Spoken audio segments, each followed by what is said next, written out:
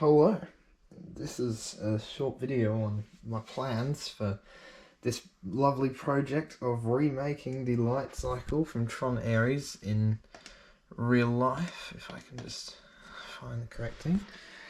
I've been doing some review on how this would all be engineered and hooked up, and I've done some basic sketches down here. So I found these lovely blueprints by... That's probably unintelligible, but there's blueprints, one colour, and then I've been studying these images.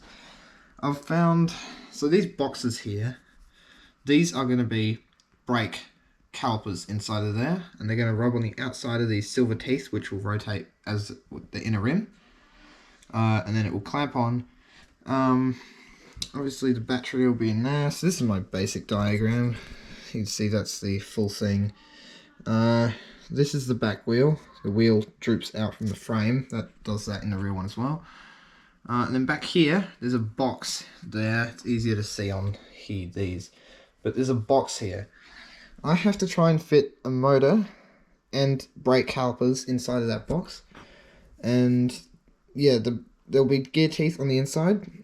And then a material, I think I'm doing 400 grade stainless or something, that the brake calipers can clamp onto. And then, yeah, that's an early revision of the drawing. I think I might have a later one somewhere, but...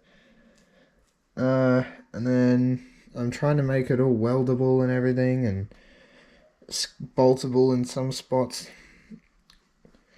And, yeah. So obviously then, this gyro core is what I call it. That is science fiction. This whole thing is currently science fiction. However, with that, if I can make this a pivot, so then this whole front end can still be suspended, and then you put a shock in between these two arms here, and then that will be able to pivot. Handlebars, I'll have to find a way to actually link this down here so it can swivel properly and not turn. Because yeah, in the movie, obviously, this is a ball joint pretty much, and this front end can do any sort of movement it wants to. You can't really have that on the road because it'll be weird. And then my logic is that putting the pivot point in the middle will let the whole bike buckle under bumps, and I won't need a back shock. However, I might have to change that. I'll be doing 48 volts probably, motor, and then battery in here.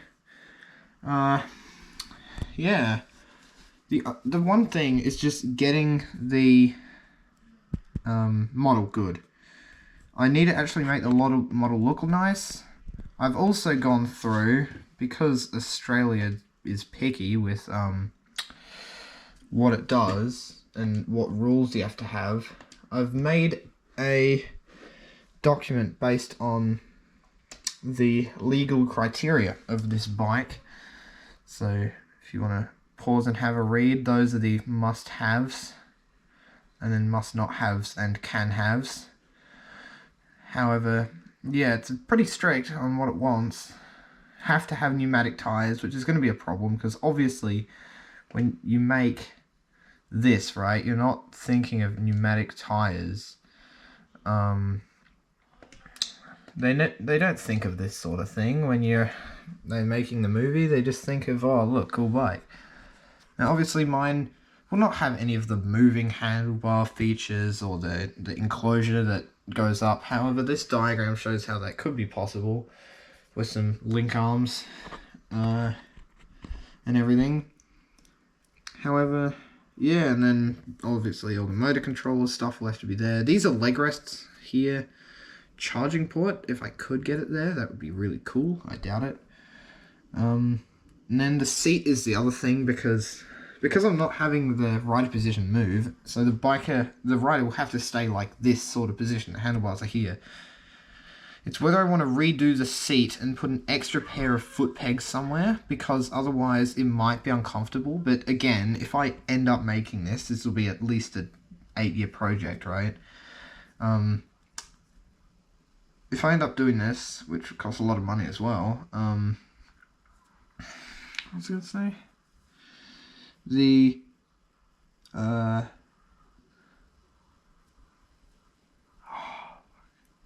whatever, I don't really care. Also, yeah, because it's, again, these red lights, they're illegal. Because you can't have red and blue lights on a car. However, what I will need to do is, I will keep them.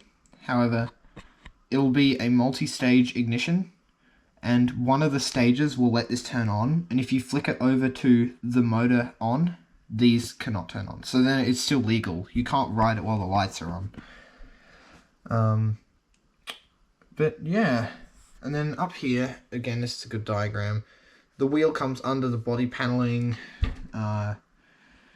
Yeah, overall, it's just pretty crazy. And then I have started, let's go to desktop 2 here. I have started on a model, so this is what it would look like. This is the back wheel, obviously. This would be inside that motor control box. That would be the gear connected to the motor, spur, and then see the gear teeth inside that wheel, and then it's a different metal for the outside, because I'm probably going to use 300 series or stainless here, and then 400 for the calipers. But it's just so hard because you can't put anything in the middle. That has to stay hollow. And then obviously there's a huge gear reduction here, so it's a lot of torque. So I need a fast motor that's got not a lot of torque, because it's all generated right here. It's 10 to 50, so 1 to 5 ratio. And then I've got cutouts for welding, but it will be a pain. So ideally I can find a way to make it not need to be welded. However, yet to do that yet so far, but I can always spend some time doing that. But anyway, yeah, that's the plans for the project.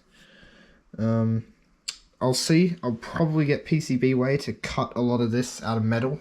I'll 3D print as much as I can for the body paneling. And then I need to find a skeleton. I need to get a skeleton made out of just whatever the metal that Colin Furs uses. You know, that box section, but thin box, like 2-3 inch box section steel. So then I can make the skeleton and put all the paneling on the outside of it. And then, yeah, there's a heap of, again, legal requirements that you've got to fit. Even if I don't fit them, it's sick to just go around on private property or whatever and just have this made. But yeah, signing off. We'll update and whenever it is, but probably not for a while because I'll forget to do an update. But I'll keep working on the model as hard as I can, and we'll see.